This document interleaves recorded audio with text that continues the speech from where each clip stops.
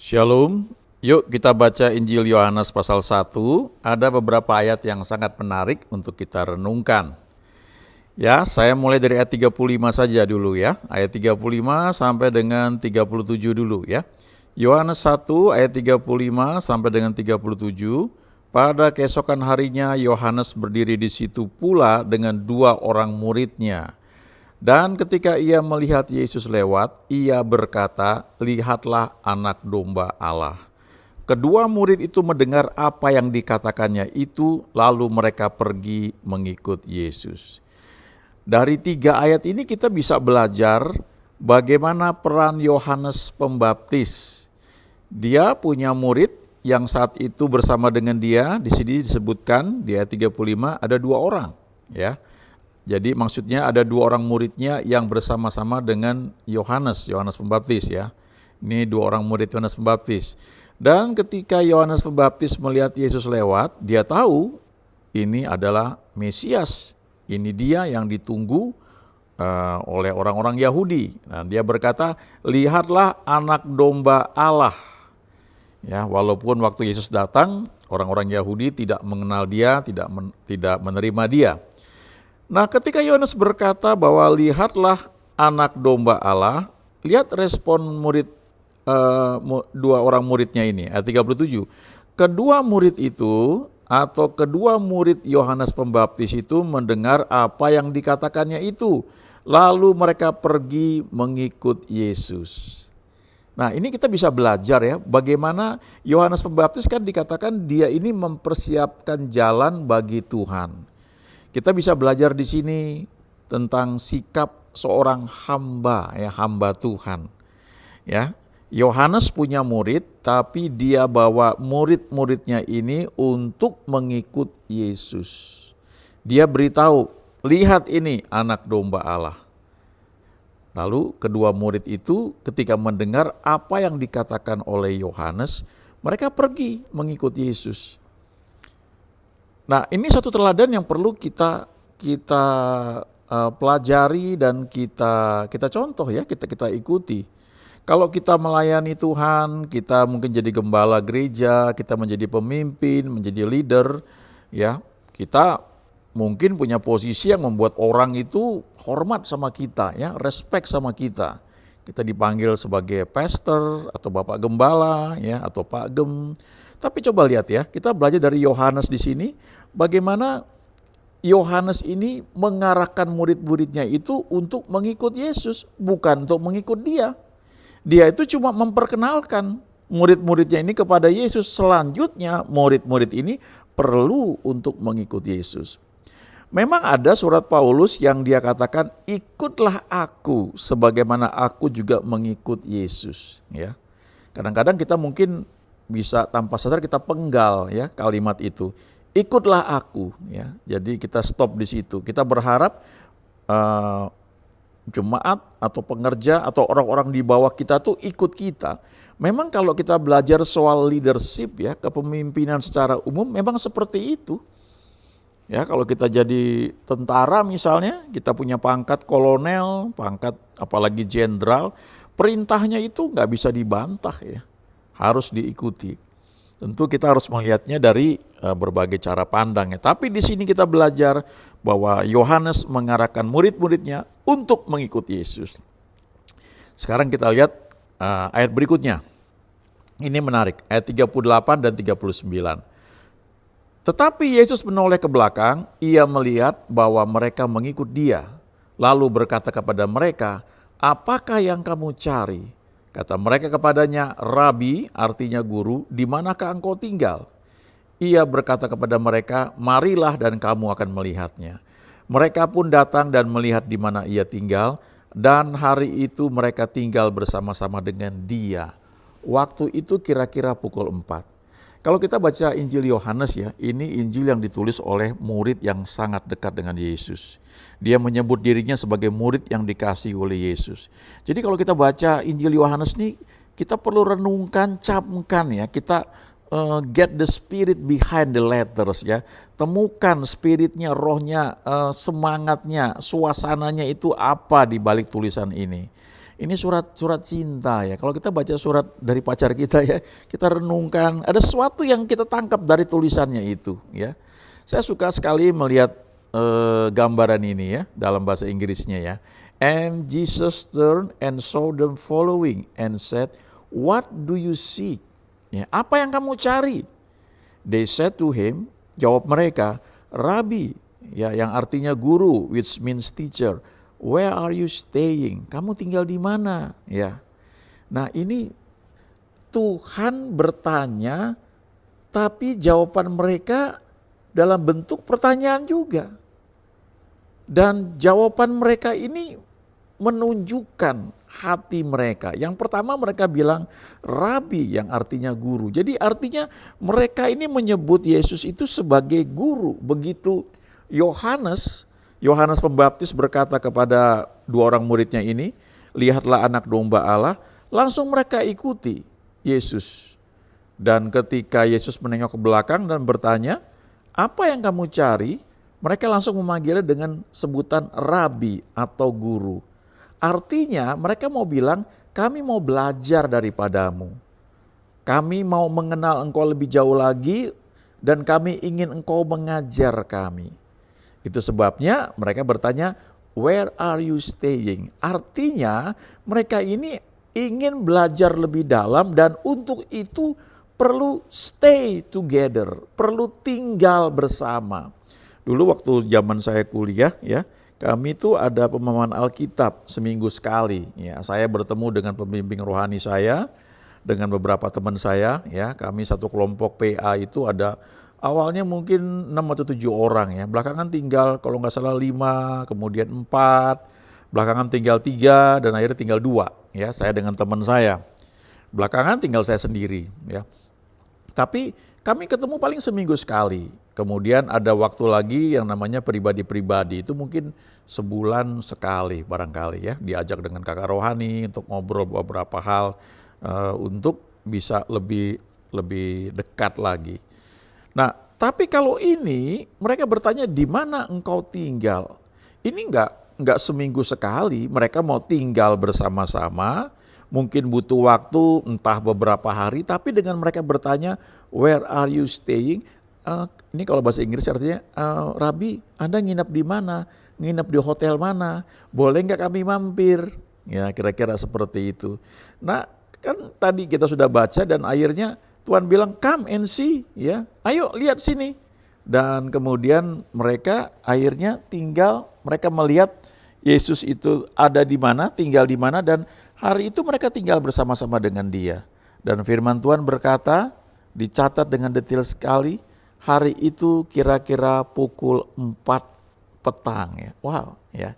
Itu yang saya bilang kalau baca surat Yohanes ya, Injil Yohanes, ini baca dengan hati. Kita nggak bisa baca dengan hanya otak kita, pengetahuan saja, tapi renungkan sehingga kita mendapatkan ada kisah cinta di situ ya, ada love story di balik itu ya. Ada pernyataan kasih yang dekat ya. Ketika Tuhan berkata, "Marilah dan kamu akan melihatnya," mereka pun datang dan melihat di mana Ia tinggal. Dan hari itu mereka tinggal bersama-sama dengan Dia. Kemudian dikatakan waktu itu kira-kira pukul 4. Jadi artinya saking ini saat yang berharga sekali, Yohanes mencatat. Sampai jamnya itu dicatat. Memang kalau baca Injil Yohanes ini menarik, karena Injil Yohanes ini mencatat banyak hal yang tidak dicatat oleh Matius, Markus, Lukas ya. Misalnya Yohanes 1, pada mulanya adalah firman. Firman itu bersama-sama dengan Allah. Firman itu adalah Allah. Itu cuma Yohanes yang mencatat ya. Jadi ada yang bilang Injil Yohanes ini mirip dengan kitab Kejadian di Perjanjian Lama. Pada mulanya Allah menciptakan langit dan bumi. Bumi belum berbentuk dan kosong. Dan roh Allah melayang-layang di atas permukaan air. Ya. Pada mulanya, dalam Injil Yohanes, pada mulanya adalah firman. Firman itu bersama-sama dengan Allah, firman itu adalah Allah. Lalu Yohanes 2, kalau kita baca itu perkawinan di Kana, air menjadi anggur. Cuma Yohanes yang catat. Yohanes 3, percakapan dengan Nikodemus, itu cuma Yohanes yang mencatat. Yohanes 4, tentang perempuan Samaria, Itu juga Yohanes yang catat. Lalu Yohanes 5 tentang orang yang disembuhkan, ya. Itu cuma Yohanes yang catat. Lalu nanti ada Yohanes 7, ya. Yohanes 8, Yohanes 9, Yohanes 10, ya. 11 Lazarus dibangkitkan dengan detil. Itu cuma Yohanes yang catat, ya. Jadi memang banyak hal yang menarik yang dicatat oleh Yohanes. Nah, ini jawaban Yesus, ya, ketika mereka bertanya, "Rabi, di manakah engkau tinggal?" Dia bilang, "Come and see." Ya. Ayo, mari datang dan lihatlah. Dan hari itu mereka tinggal bersama-sama dengan Yesus. Artinya mereka belajar tidak sekedar bawa buku catatan, ya, seperti dulu saya waktu ikut Maman Alkitab, itu ada buku PA-nya. Ya, kami siapkan, misalnya hari ini kita akan baca dari pasal 1, ya. Ada mungkin katakanlah ada 10 nomor mungkin yang perlu kita isi, beberapa pertanyaan kita jawab. Lalu kita diskusi di situ, ya. Sebenarnya pertanyaan-pertanyaan dalam buku itu mengarahkan kita supaya diskusi kita terarah, ya. Nah, tapi setelah itu kita paling ketemu 1,5 jam. Habis itu doa, ya udah kita pulang ke tempat kos, tempat tinggal masing-masing. Kita belajar, buat tugas karena ada tugas-tugas kuliah atau belajar mau ujian. Lalu baru ketemu lagi minggu depan. Tapi kalau yang di konteks yang kita baca ini, 2 orang murid Yohanes Pembaptis ini tinggal bersama Yesus. Jadi mereka belajar langsung, ya, mereka lihat apa yang Yesus buat. Nah, satu pertanyaan yang perlu kita renungkan senantiasa ini, ya. Ketika Yesus bertanya kepada 2 orang yang mengikut dia, "Apa yang kamu cari?" Coba teman-teman pernah renungkan gak? Apa sih yang dicari selama ini? Kok datang setiap hari Minggu ke gereja? Ya, sebagian karena memang orang tua mengajarkan seperti itu. Ya, dulu saya juga begitu, ya. Dari kecil selalu diajak ke gereja karena hari Minggu. Jadi itu terbentuk dalam hidup saya, ya, dalam hidup kami, ya. Tapi akhirnya saya belajar, kenapa saya ibadah hari Minggu? Atau coba kita cek diri kita, kalau ketika Tuhan bertanya, apa yang kamu cari ketika kamu datang melayani? Ya, kenapa kamu mau melayani? Apakah karena gereja di mana kamu berbakti itu keren gitu? Jadi kayaknya enak banget ya kalau bisa jadi pembicara, ya, jadi pendeta, bisa khotbah di mimbar, atau jadi worship leader, ya, suaranya bagus, lalu mimpin banyak orang, atau kalau bisa main musik, kemudian enak sekali, lagu-lagunya bagus, ya. Dan itu kan kita punya banyak alasan, dan saya nggak bilang alasan itu selalu salah atau benar, karena apapun alasannya, setidaknya alasan-alasan itu mendorong kita untuk datang kebaktian, untuk melayani, untuk mengenal Tuhan lebih jauh lagi. Saya ingat dulu banyak teman-teman saya yang ikut persekutuan di kampus itu karena beberapa teman putri yang cukup cantik dan menarik itu ikut persekutuan. Jadi teman-teman putra yang lain tuh juga mau datang ke persekutuan, ya, karena mau kenal lebih jauh dengan beberapa cewek yang menurut mereka menarik, ya, atau cantik, ya. Jadi itu termasuk hal-hal yang mungkin mendorong kita ikut datang ke persekutuan untuk belajar, ya, atau untuk kenal Tuhan. Dan sekali lagi saya nggak bilang itu salah, ya. Mungkin belum murni, tapi Tuhan bisa pakai banyak cara untuk kita bisa kenal Dia lebih jauh lagi. Saya sendiri ketika udah ikut persekutuan, kemudian ada satu gereja di Bandung yang dimulai, dan gerejanya itu dalam satu ruko, ya, nggak terlalu besar tapi 2 lantai. Di lantai atas itu tempat kebaktian, tapi di lantai satunya itu ada restoran kecil, ya, jadi punya diaken di situ, dan dia selalu buka jualan itu mie ayam di situ.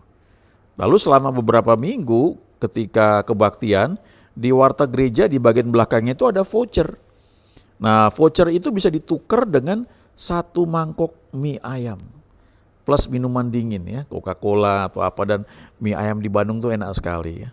Jadi selama beberapa minggu saya termotivasi untuk datang ke sana ya, karena mie ayam tersebut ya.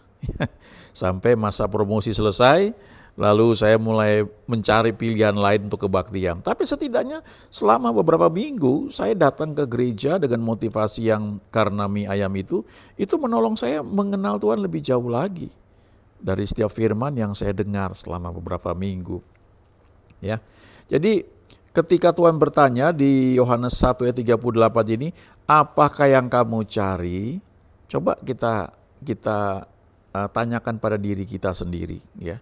Karena kalau kita melayani Tuhan, Paulus juga berkata di surat kepada Timotius ya, dia bilang orang yang menginginkan pekerjaan sebagai penilik jemaat, sebagai gembala itu menginginkan pekerjaan yang baik gitu ya. Artinya ya keren lah gitu. Nah, karena itu ada kualifikasinya. Nah, tapi coba ya, saya terus terang waktu saya baca dari ayat-ayat sebelumnya juga ya, bagaimana Yohanes Pembaptis itu mengarahkan dua orang muridnya bahwa inilah anak domba Allah, sehingga dua orang muridnya itu tidak lagi ikut Yohanes Pembaptis tapi langsung ikut Yesus dan bertanya, Rabi, di manakah engkau tinggal ya.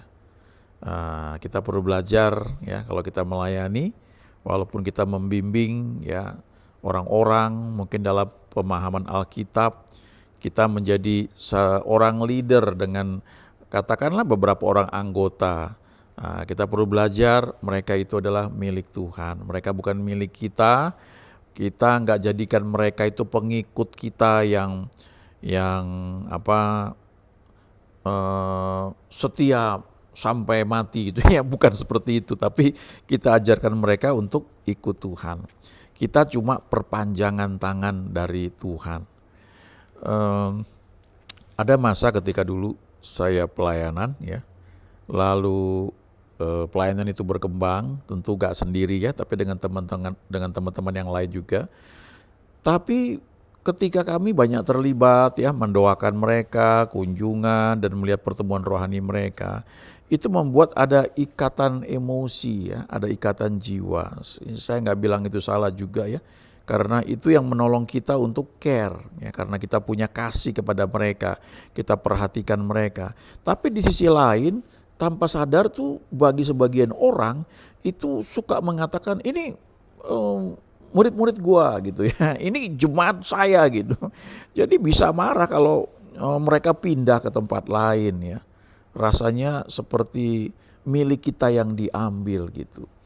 Nah, ada satu momen ketika saya dihadapkan pada situasi untuk meninggalkan pelayanan itu ya, karena ada satu kondisi yang tidak memungkinkan saya harus tetap di situ ya. Itu menyangkut status dalam pelayanan, menyangkut syarat-syarat kalau mau tetap pelayanan di situ harus apa dan sebagainya ya. Nah, ketika saya dihadapkan pada keputusan itu ya, situasi seperti itu, terus terang itu hati rasanya waduh, mau apa ya. Tiba-tiba saya berpikir begini, kalau saya nggak pelayanan di situ lagi, nanti mereka ini siapa yang layani? Memang ada orang lain, tapi apakah mereka cukup kenal? Bagaimana mereka begitu peduli sama mereka ini?